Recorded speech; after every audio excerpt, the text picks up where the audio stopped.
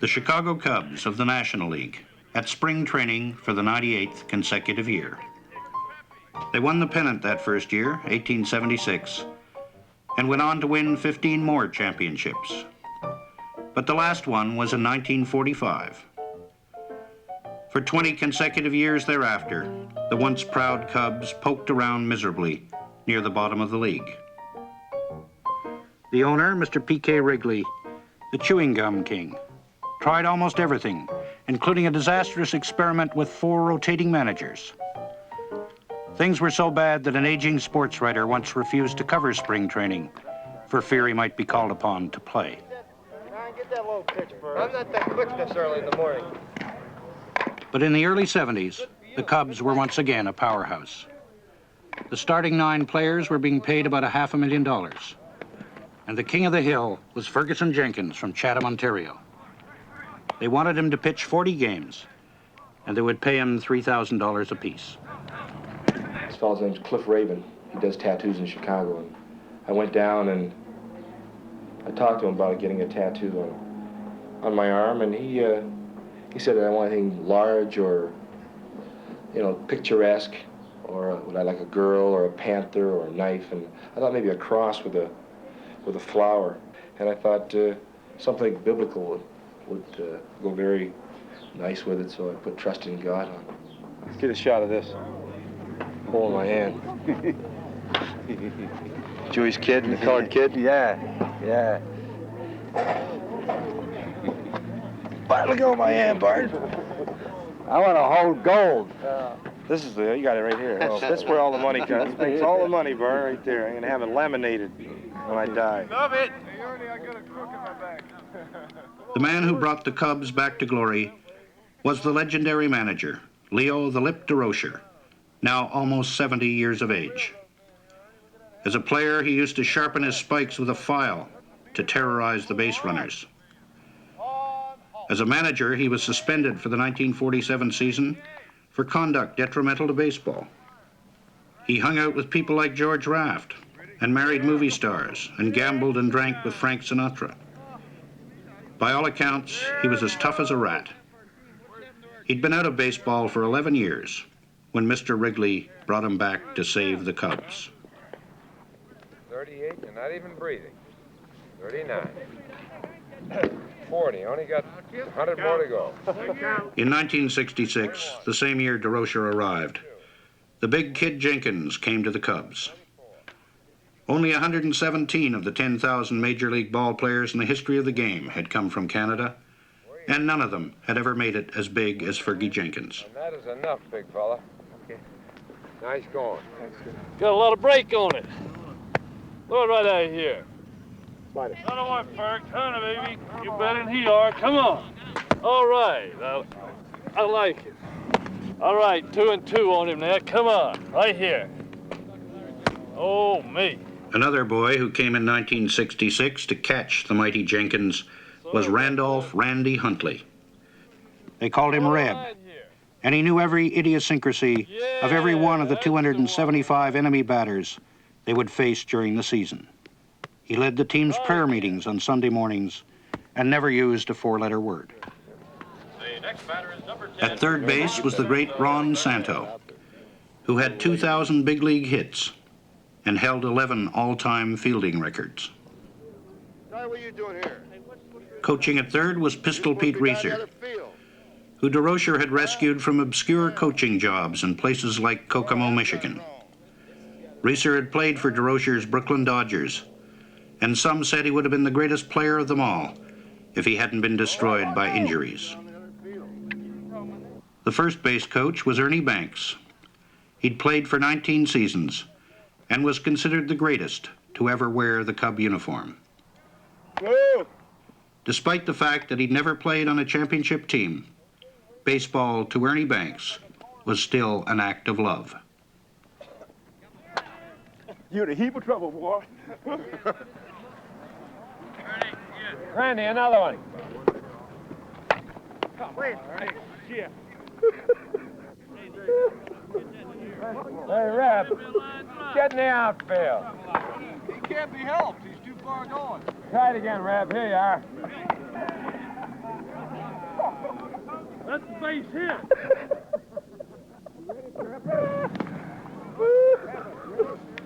40, 50 years ago, the Cubs, for some obscure reason, trained on a Pacific island, which consisted of nothing but mountains. They used to say the Cubs could beat any team alive, playing on the side of a hill. Now they took spring training on a nice flat patch of Scottsdale, Arizona.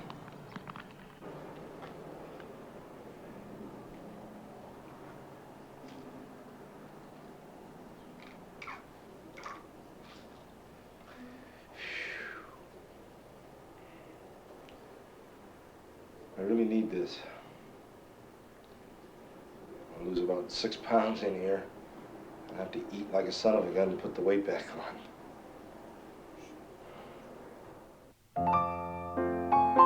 It is a time of hope and innocence. Most of the onlookers are very old Americans who have retired to the sun.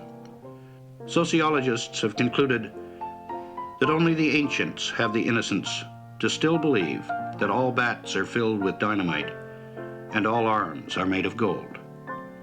And that's what you have to believe in the spring. Spring training. It all began in 1886 when manager Cap Anson took his team to Hot Springs, Arkansas to sober them up.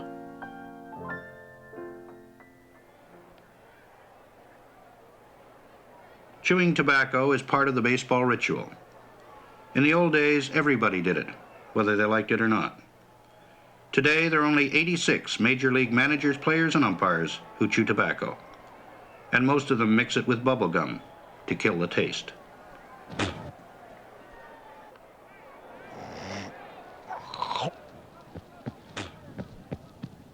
It's a good thing I'm not coughing today.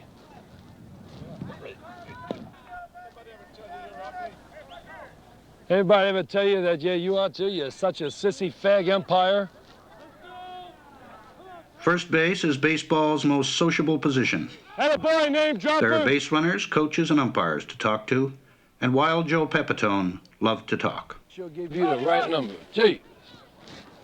14 on your scorecard, 14 in your heart. Al palo do socrin do grico. You're really a pain in the ass. That makes two of us, Joe. You know, if you guys would stop talking, you umpires, and you concentrate on the game a little bit more, it'd be a different story, man. I don't want to hear it. What was the sign we had for if we thought he was bunting? Oh, across my letters. You mean you're talking with man on first and second? No, that the pitchers had if... It is often assumed that discussions on the mound deal with matters of such rarefied baseball strategy as to boggle the mind of the average fan. Oh, no, I don't know what you're talking about. Oh. Maybe you weren't there.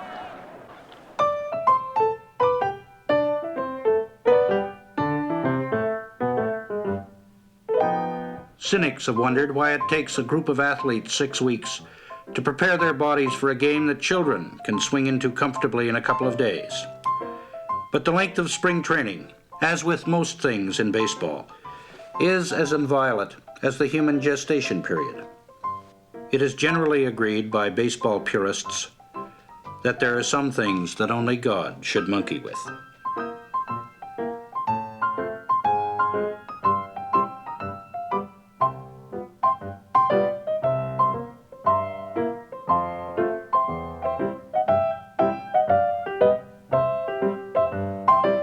The manager makes his last cuts, dispatching the veterans who no longer have it, the kids who aren't yet ready, to ride the buses through the bush leagues of America. The big guns have rounded into shape, and Ferguson Jenkins hopes there is still gold in his long right arm. Help, I'm sinking, help, help. But, you know, for the older people, they need this cord. For us young, strong athletes, so we can hold on to the pipe. This is the WGN Chicago Cubs Baseball Network. Well, it's opening day at Wrigley Field, a beautiful, sunshiny day. This is that moment we've been dreaming about all winter, especially when that snow was flying in January around here. Looks like we're going to have a full house this afternoon. I'm Jack Brickhouse. Stay with us. It's going to be a great day in Chicago. The voice of Jack Brickhouse. as it has for 25 years, is heard across Illinois.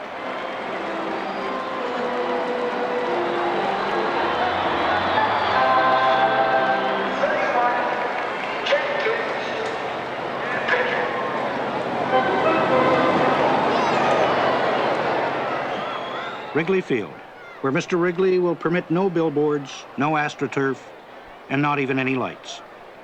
He believes that baseball was meant to be played during the daylight hours, in pleasant surroundings. The ivy-covered walls have presented problems. When Lou Novikov, the mad Russian, played center field, he refused to go near the wall for fear he might be allergic to the vine. As this limited his effectiveness as an outfielder, the manager tried to alleviate Novikov's fears by tearing down a portion of the vine and eating it. Novikov was unconvinced and continued to ignore long fly balls. Well, I can't remember the last time we saw anything like this. Carmen Fanzone, the Cub utility infielder and pinch hitter, is going to play the national anthem on his trumpet.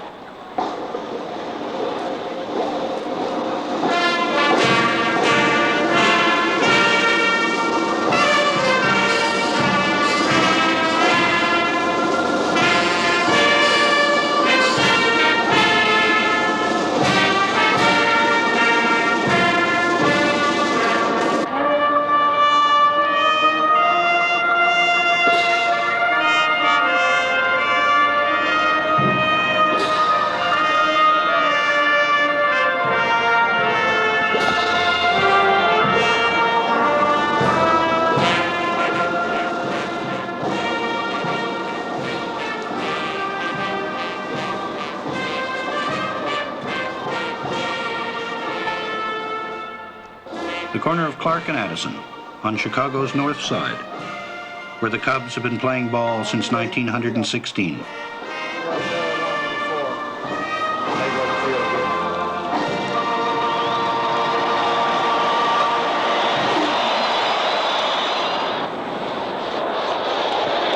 Come on, be aggressive.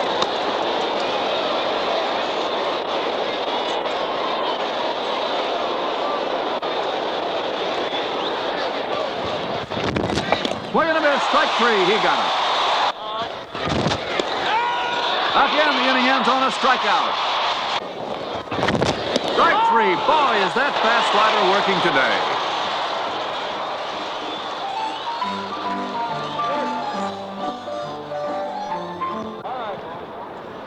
All right, let's see if Fergie can bunt him across. Bunts a little sharply. The play will be at second. It's a force. And Fergie is a little unhappy with himself on that one. See out? God damn. Son of a bitch. No. Damn it. Did he catch it?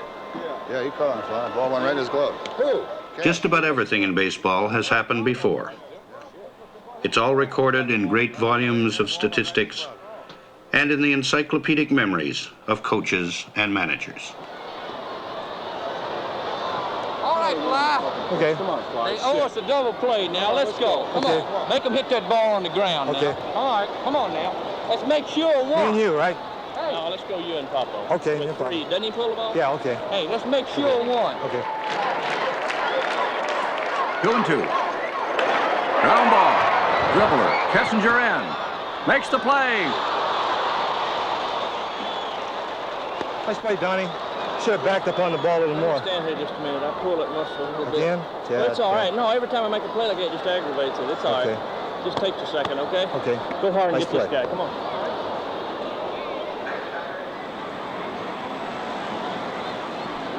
Two and two to Luzinski. Ground ball. Hickman takes it. Fergie over to cover. It's an out, and the ball game is all over. The Cubs win it 2-1. A beautiful opening day win for the Cubs and Ferguson Jenkins. And jokes all the way around now. What's the magic number? Only 161 to go. The Cubs have won a brilliant opening day victory.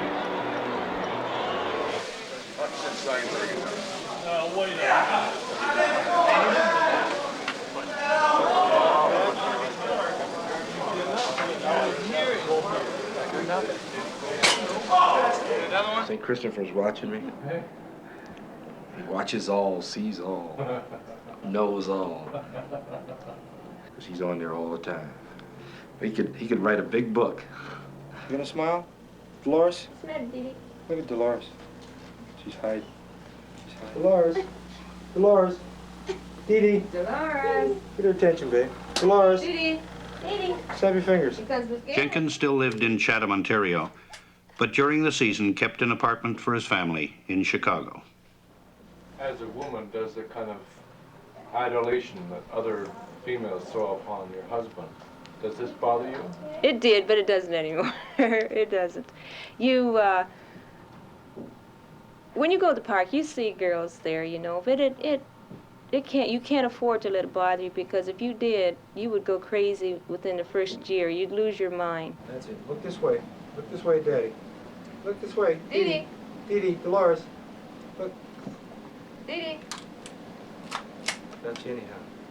Are you a baseball fan? I wasn't before I got married.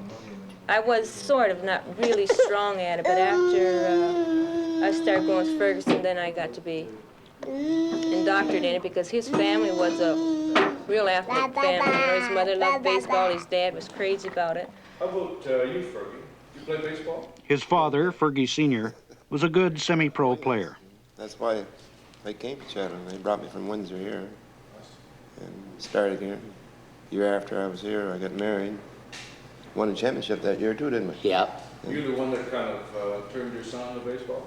Yes, and these two gentlemen here, this present mayor, he used to come and get Fergie 7 o'clock in the morning, haul his tail out the ballpark. Fergie would be running out with toast in his mouth, shoes in his hand. His mother wouldn't even allow him to even get out of the car unless his spikes were shiny. That's the type of person she and he was. hated that. Oh, he wanted to be dirty. He wanted his suit dirty. She'd have it washed. And he didn't think much of that. Fergie's mother, who stood 6'1", was a powerful force in his life. She went blind while he was growing up and never saw her son play Major League ball. Fergie grew to 6'5" and was a natural athlete. He could play any sport, better than any kid in Chatham. He was a better hockey player than he was a ball player. He still sneaks out and plays hockey. And he got trouble over that last year. They found out he was up in London playing with a bunch of guys, and out in Blenheim playing hockey and all that mess. The Cubs don't like it? No. He got stopped and got his teeth knocked out a couple of years ago. 2 front teeth, busted right up.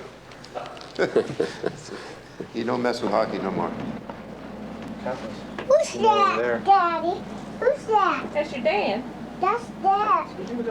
He played ball. That's Ferguson Jenkins. You know? I mean, that's Bob Gibson. He'll tell you a fastball's coming. Hey, go fast and throw it by you. You know? Because he's a competitor. Jenkins was a great control pitcher. He had the full arsenal of pitches, the fastball, the changeup, the slider, and the big league curve. And he could put each of them into whatever area of the strike zone suited his purpose. By doing just this, he had become the first Chicago Cub pitcher in history to win the Cy Young Award as the best pitcher in all of the National League.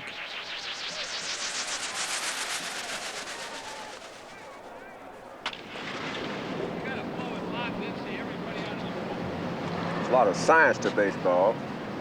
It's actually a game designed for geniuses. You know that? This game.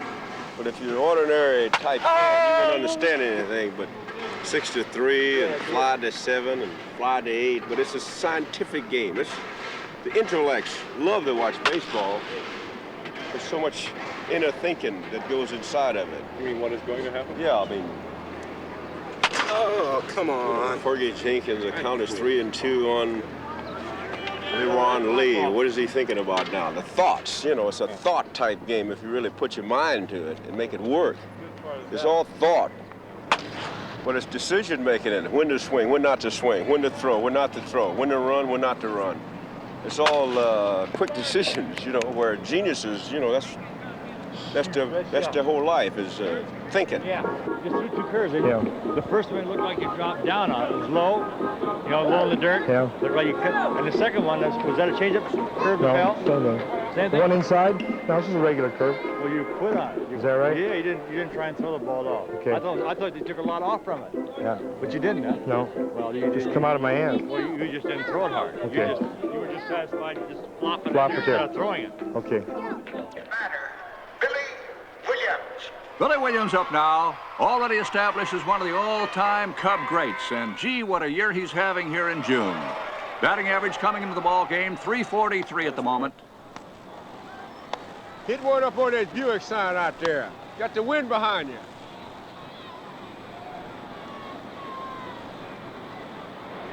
There's the swing. That's hit. Back.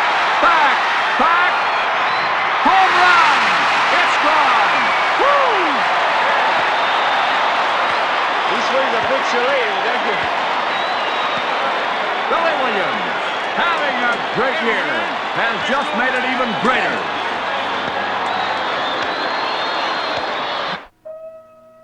Doing what comes naturally. A clear, sunny day, some worms, a bubbling brook, and best of all... Billy Williams of Alabama, the Iron Man of baseball, who once played 1,127 games before taking a day off. He was Fergie Jenkins' closest friend on the club. They each liked hunting and fishing, and they each made over $100,000 a year. Except for the fact that they get fewer endorsements and commercials than the white ball players, the blacks in baseball are pretty well equal. When Jenkins broke in the early 60s, there was still some restaurants and hotels that would not take them. The blacks tried to break into organized baseball back in the 1880s. It was the Chicago Cubs' great playing manager, Cap Anson, who stopped them when he refused to send his team out to play unless, as he said, they got those niggers off the field. And so, for some 80 years, the blacks were segregated in the Negro Leagues, living in flea bag hotels when they weren't sleeping in the dressing rooms of decrepit ballparks. Great players they were too, like pitcher Satchel Paige, whose entire outfield was late for a game in Canada, so he just kept striking out the side until they showed up. The phenomenal records of these great players were never kept until 1947, when they were finally admitted to the great white ballparks of America.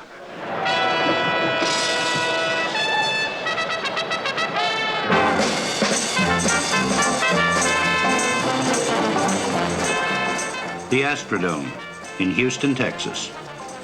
About as far away from old Wrigley Field as you can get. Here, they don't even play outdoors.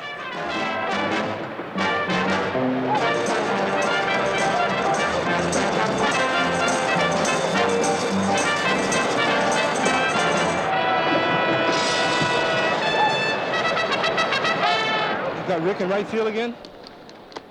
Rick in right field again?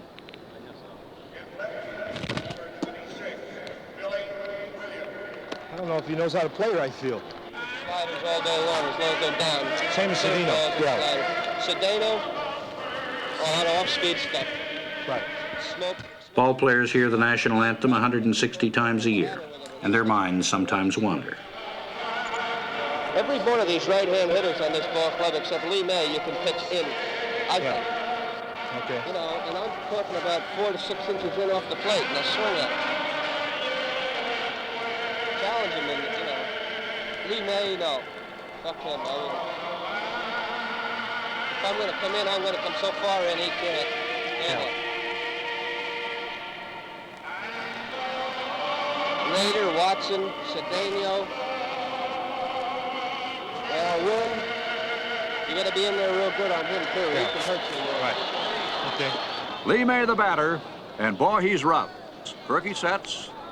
The swing, that's hit. Back she goes, way back, say goodbye, it's a gunner. This will touch off the $2 million scoreboard here at the Astrodome. And Fergie is really burned up at himself.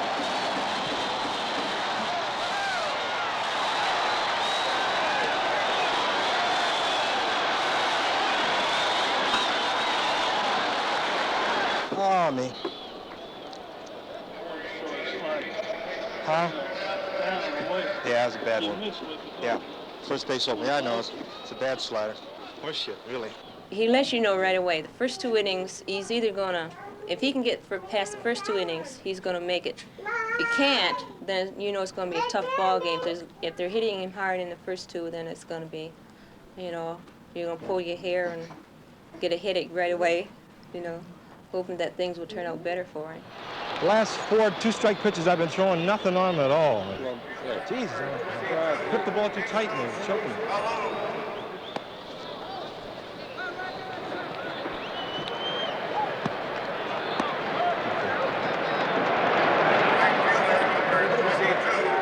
Jenkins has faced each veteran batter maybe 100 times over the years. Every pitch he's thrown at them has been recorded. He must decide now which pitch in his arsenal is the most effective against this particular man in this particular situation. Oh, God damn. Slider way outside or just No, missed? that one just missed. I mean, the first one. Yeah, first one.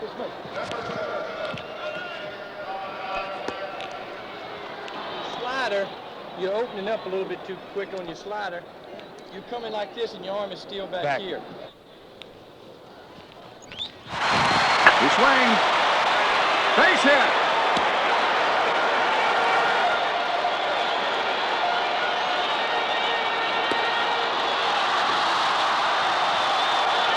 Look out now. These guys may be on their way. All right, listen. We're having our tough times, but you're holding here. We can break this game. We can do it. Big guy. We've had all kinds of We've got a lot of outlets. We got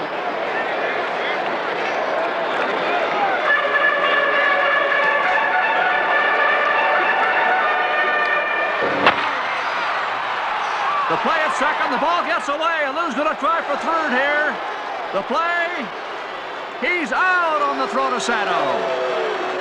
Great recovery by the Cubs. Squeeze me on a couple of pitches. He squeezed. Was that a ball? Fastball to May. It was a strike. Shit, it was right there. He just stood there. Oh, fuck, he just stood there. No, but the one before that, fastball and shit he took, it's on the corner outside. 3-2, where was that? Where was that? Right down the middle of the plate. Right, it was a strike. The one I threw to win, one slider to May, one fastball, to win was a strike. And he didn't give it to me. He said, well, I said, well, Jesus, this guy's a midget up there.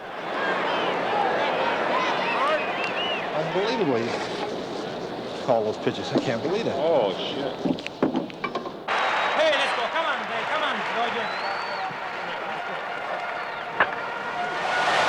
The throw comes in. He is safe, says the umpire. Oh, there's going to be a hassle here. Hundley very upset. Sato upset. The Cubs are convinced that Royce missed the plate with his slide. Ooh, are they burned? This could cost the ball game.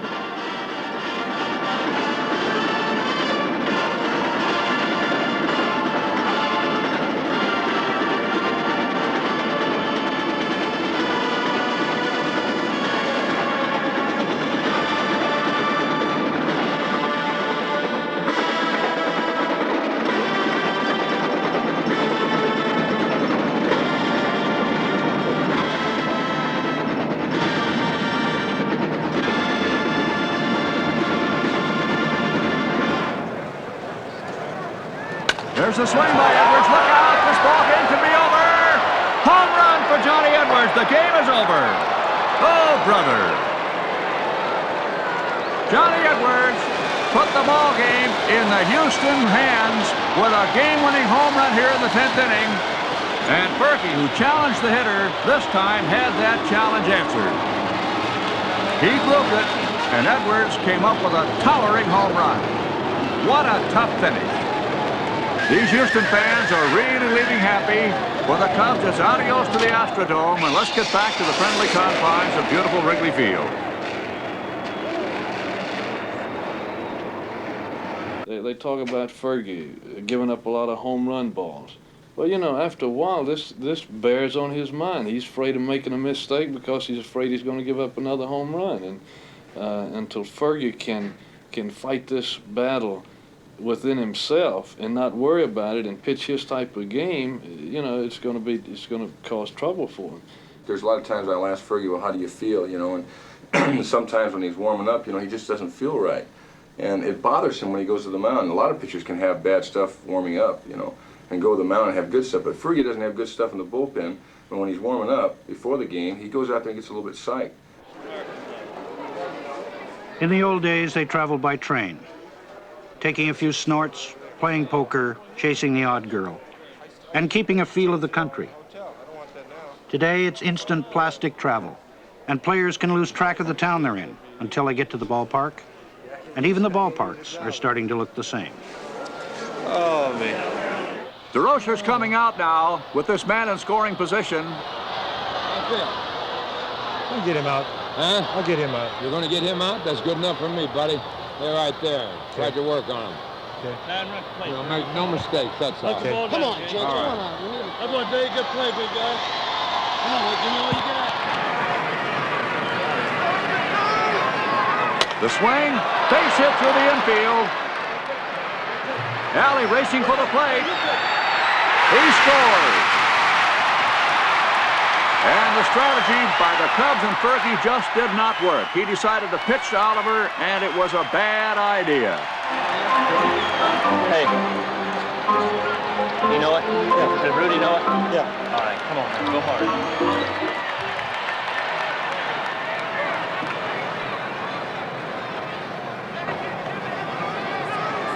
Starks will swing, ground ball to Hickman. Fergie's late getting started. Damn it. Couldn't get there, Hick. God damn it.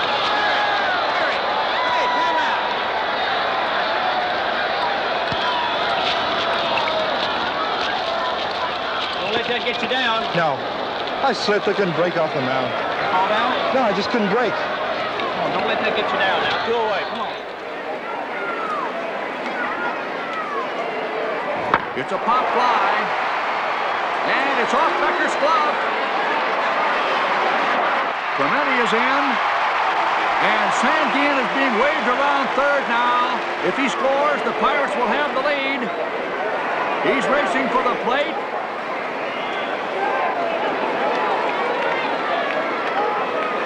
And he's going to make it. The Pirates have taken the lead late in this ball game now. And the Cubs are going to be 3 outs away from disaster.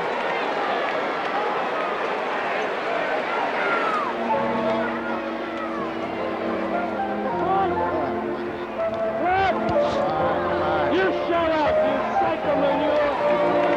Yeah, you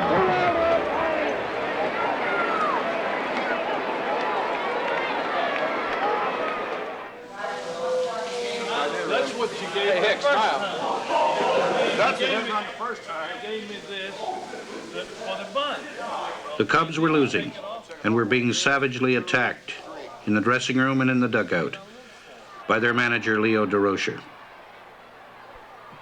He called some of them, including Jenkins, a bunch of quitters.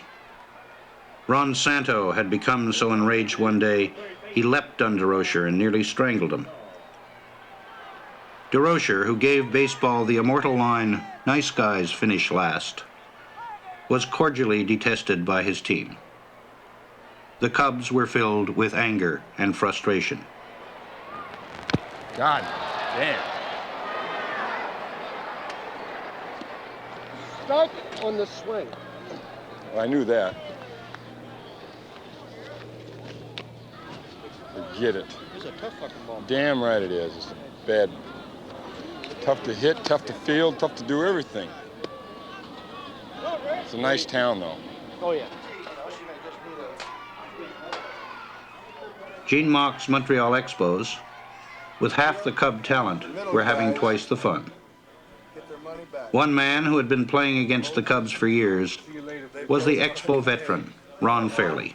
Well, they are down right now, and when you lose a lot of ball games like they have here the last few days, it hurts the ball club psychologically. I know they've got a great deal of talent sitting in the dugout, and they're capable of winning a lot of ball games, but right now the ball club is down, and it's to our advantage right now to be playing them at this particular stage, although they can get hot, And when they do, and if they do, they're capable of winning 15 out of the next 20 ball games. And so one day in the middle of the season, Leo Durocher was asked to resign. They disliked his tactics. They disliked his vocal opinion of a lot of fellas, how he treated guys, and he treated everybody the same. Nobody was different. And to a team that had different personalities, we had a team of nations at one time. And he treated us all like we were one individuals, but we weren't. We're 25 different individuals, and it just disrupted the ball club completely.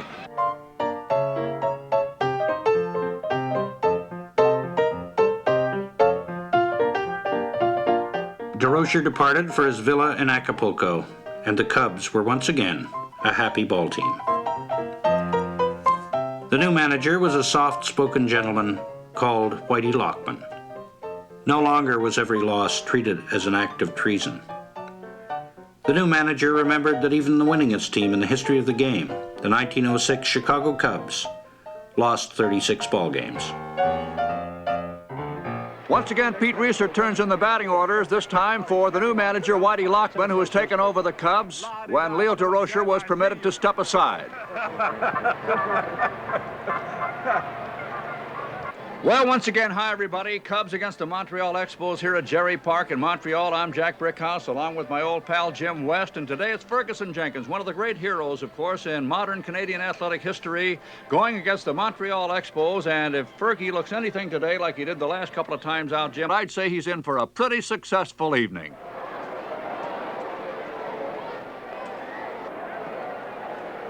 Fergie Jenkins in great form again tonight. Fergie's really mowing him down again tonight. That slider's been working beautifully. He throws that hard slider. He got him. Pelosi has been sending that right arm up an awful lot tonight. Fergie over, up with the ball. And it's an easy put out, unassisted.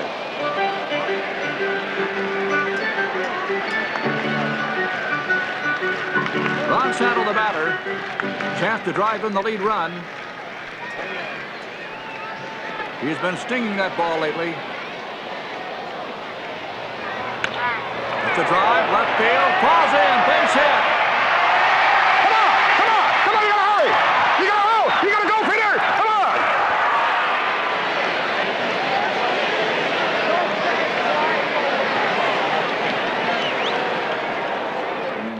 You know, whoever wrote that song, when you're hot, and when you're not, you're not. I wish I could have written that, baby, because there's no more truth than in that song. When I go into a slump, let's face it, when anybody goes into a slump, you start thinking, well, what can I do right? You know, where's my hands? How am I standing? And really, it's right here. You know, that's where it is. And if you're going well, you know you're going to hit. I went 0 for 17. 0 for 17 and felt good. How can you go 0 for 17 and feel good? This is the truth. I never felt like a slump to me until somebody walked up and said, you know that you're 0 for 17? And then I went 1 for 18.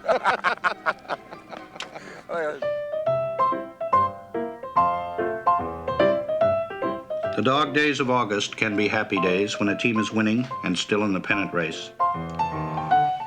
It's a time for old Pete Reiser to remember back to 1941, when he hit .343 in his first full season and was the youngest man to ever win a batting championship. It is a time for the rookies to dream ahead, certain that their day in the sun will come one day when the bases are loaded and 100 million people are looking on. Of course, when you're winning, things are always a little more relaxed, but I think that there is. I think this ball club is very relaxed and very confident right now, and it's I'll tell you, it's just been a lot of fun playing lately. Come on, bring it back! Bring it back! Hold. Oh, boy. Never believe that. A grand slam home run for the young pitcher, Hooton. A miracle blow by Bert Hooton. Wow!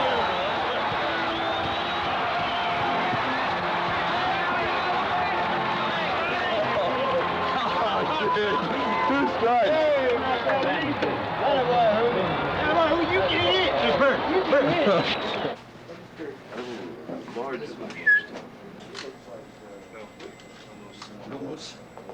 That's what you need. Well, that 500 reflex I got, I can go a long way with that. Turn around. Let's take a look at the. That looks sharp. You see this? Yeah. This is You your got pass. some pants with it. That's yours. How about that? Don't tell me you got one like Pardon? That's a little different. It is an odd color, isn't it? I'm not too low there now. Wow. Juste l'emmener, ça c'est fini. Ça ici, c'est les pantalons, c'est marqué. Okay, whatever you say. I've got my clothes and all. I feel like going to hotel. Fellas doing okay? How far? What about let's take that limo down there? You think we Limo? get that limo? I sure hope so. Huh? Who's got the limousine? Shouldn't be any That's problem. the one we want, huh? Yeah. Okay, it's down. The limo.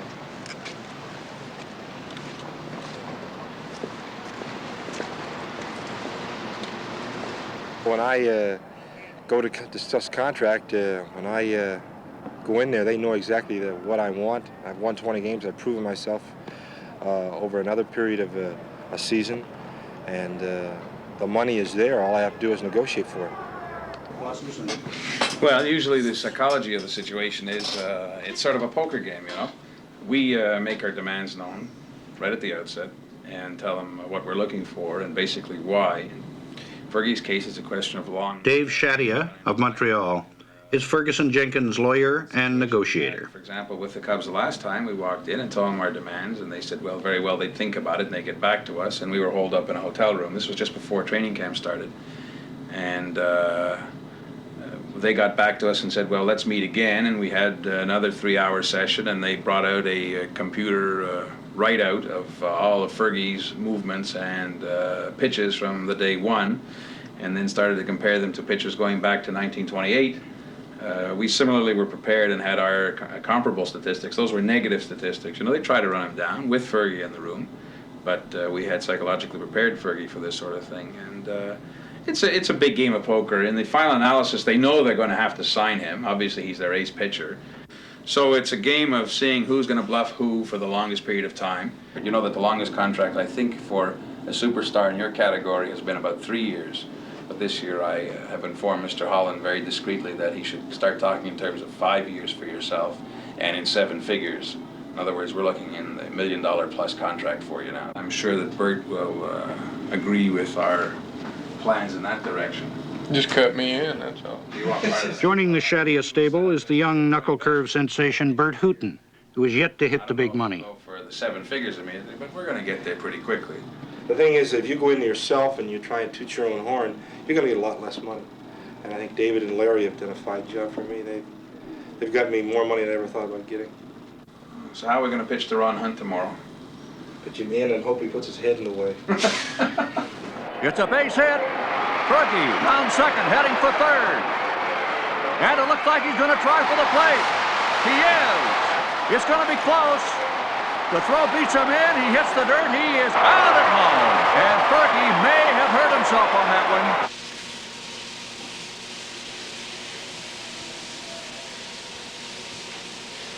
What exactly do you do to a leg like that? Well, right now, what we're trying to do is, see, he has this hemorrhage right above the knee from that collision he had the other day. And you can see the accumulated blood there, and what we're trying to do is clear this out.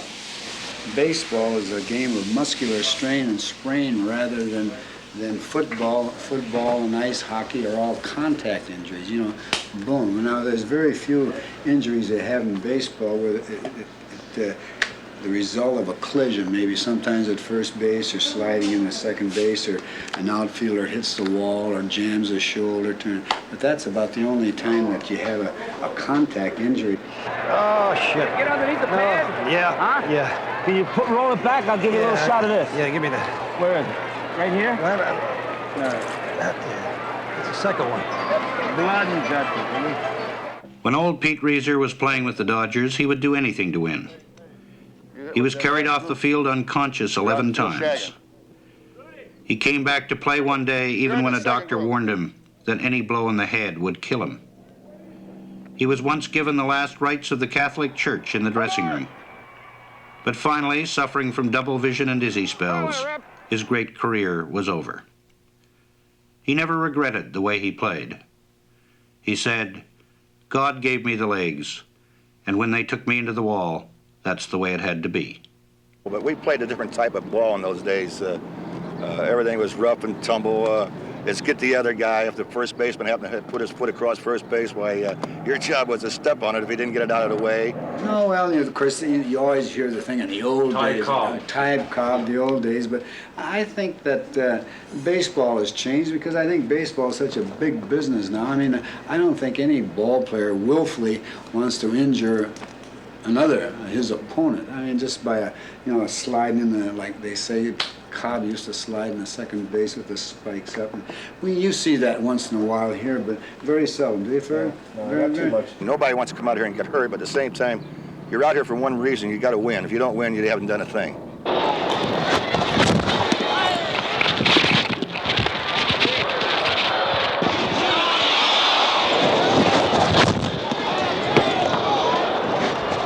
The most feared weapon in baseball is the purpose pitch, a ball that is deliberately thrown in the vicinity of a batter's head. The ball really wasn't that bad of a pitch. It wasn't like behind my head where you normally get hit. It was more inside, and I just went into it and I saw that I couldn't get away and I turned. The ball just kind of ran in on me and hit me, and it broke this cheekbone. I could feel it in my mouth. The cheekbone was down in my mouth. I knew, it was busted, and the only thing was I thought I was blinded because my eyes shut so quick, And I was one of the first ones, or I think that maybe I was the first one too. And by the time I could get to from the on-deck circle to home plate, his eye was swelled close together. And that's a frightening thing to see a baseball coming at you and then trying to get out of the way of it. And of course, I've never been hit like that, thank goodness. A ball that's thrown behind you, I mean, right back here is the ball that, it scares the hell out of you, I'll tell you. It just scares the living hell out of you. And it was a purpose pitch. I mean, and I feel like a guy that throws a ball behind my head, he doesn't care if he hits me. He's jeopardizing my career. Oh, he's back, huh? How's his jaw? Broken in 3 places. Well, how'd he do it? Well, it was a ground ball hit to the right side of second base, and he went over to field the ball. And what it looked like to me, Foley was going to try to catch the ball and then tag big guy. I know Watson. Watson, going to try to tag Watson. Instead of hitting him face on, all Watson did was put his hands like this, and I guess apparently got him. Like so. So he couldn't talk for a while. Broke it here, and shoved one of the teeth down into the crack. Sure. According to the water. When are you going to work again? Well, probably pitch you Friday. Well. For pitchers, the slightest bodily injury can mean the end of a career, for it can disturb his pitching motion, and that can destroy his arm. The great Dizzy Dean had won 133 ball games by the time he was 26. Then a ball hit him in the toe. He altered his pitching motion, and in a matter of months, his great arm was gone. So in terms of pitching now, you just can't put any weight on that knee at all. I can put weight on it, but I can't bend it. And so you're with the right leg, this is where I push off of the mound, off the rubber. So now if you were in a pitching situation, now you would only be pitching with an arm motion. Right, I'd be throwing more than just pitching. I'd throw with my arm. That's dangerous. For me, it would be, because I'd probably only be able to throw like that for a couple of innings.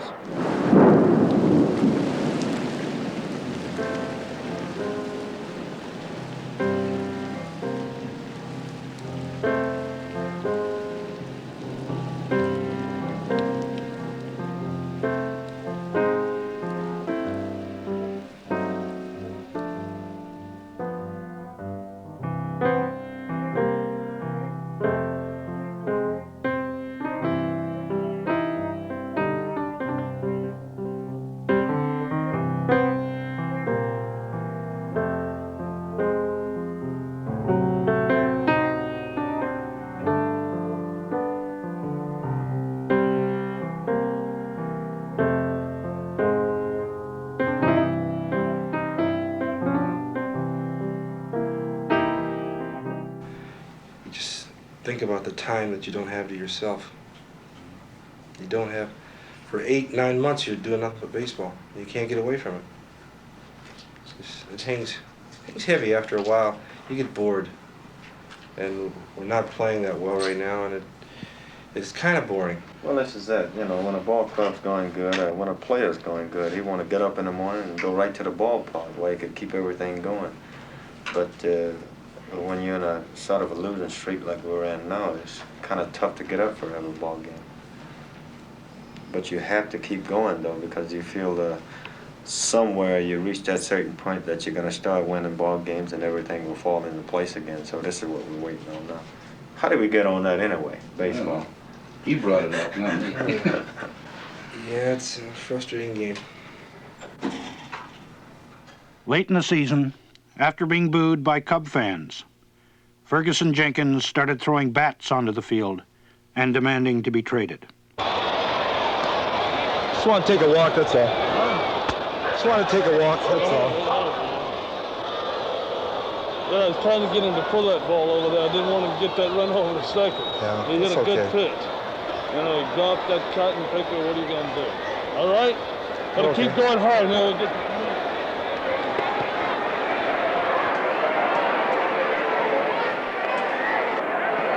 Swung on. And it bounces off Kissinger's glove. Safe all around.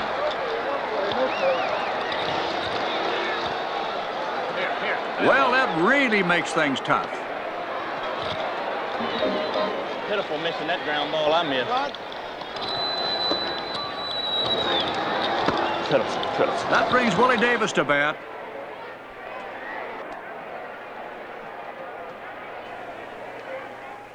Ground ball, high hop to the Fergie, over to second for one. Here's the relay. It's a double play.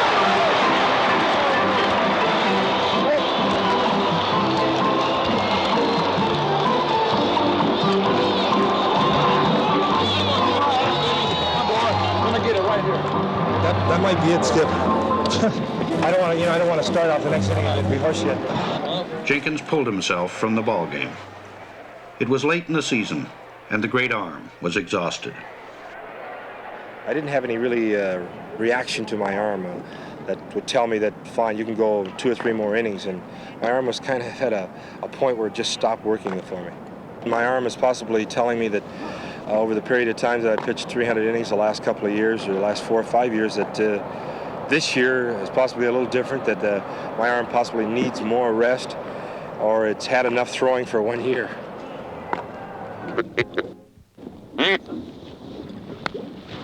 Even the off-season in baseball is steeped in ritual. Ball players, by tradition, go hunting and fishing. A writer once said that although he could play baseball all right, he knew he'd never make the big leagues because he was lousy at hunting and fishing. You can't pick a gun up quick enough, and you're doing the St. Vitus dance all the time, going like this, reaching for your gun, and it starts to get light, and you see a couple, and then you're right on top of the water, and they go right over your decoy. You're right there, Moosey. We're gonna get you, Moosey. Huh? Oh yeah, they're in there. They're not moving around, that's all. I go to moose. Moosey. 3 or 4 days hunting for a moose up and down those roads. A lot of modern players, it's true, now work in the off-season as stockbrokers or junior executives. But Fergie Jenkins and his friend Billy Williams are true to the good old ways. Rum and Coke. I'll say one thing. In a nice boring evening, and you bring in some screech, it livens it up. You know, like myself, I never have seen a moose. But maybe if I see one, I might get that type of fever. You know, they call it buck fever when you're shooting at a deer in Alabama. Of course, looking at a big moose weighing about 800 pounds, you know, you might get a little jittery. I never had the opportunity. I hope before I leave this Newfoundland, I'll get that chance. While Fergie and Billy hunted, P.K. Wrigley dismantled his team. The DeRocher Cubs were through. It had been one of the highest paid teams in baseball history, and it hadn't won a pennant. The great third baseman, Ron Santo, went to the White Sox. The catcher, Randy Hundley, went to the Minnesota Twins. Joe Pepitone was last seen heading for Japan. Fergie Jenkins, the golden arm of the Cubs, got his wish and was traded to the Texas Rangers of the American League. And in the sunny, far-off land of spring training, it was once again a time of innocence and hope, where everything was in order and all things once again seemed possible.